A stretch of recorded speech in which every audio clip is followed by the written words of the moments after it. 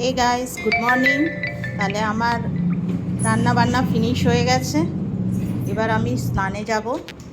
তার আগে দেখিয়ে দিই আজকে রান্না বান্নার মেনু কি কি হয়েছে। তো এখানে আছে পটল ভাজা,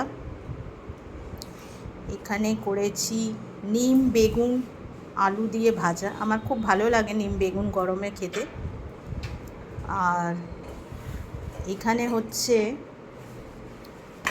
ওই যে বললাম না, চিংড়ি মাছ দিয়ে বড়া দিয়ে আলু দিয়ে তরকারি করেছি, খুবই টেস্টি। আপনারাও করে খেতে পারেন। চিংড়ি মাছ ডাল বেটে একটু কাঁচা লঙ্কা দিয়ে একটু বেসন ভেজে বড়া করবেন, তার সাথে তরকারি করে নেবেন আলু দিয়ে টমেটো দিয়ে কষিয়ে, খুব ভালো হবে।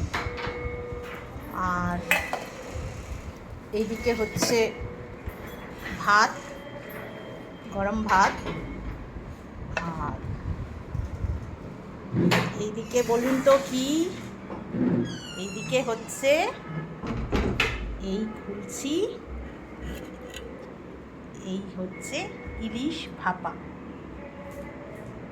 তো আজকে রান্নাবান্নার মেনু এই হয়েছে, এই হচ্ছে আজকে রান্নাবান্না মেনু।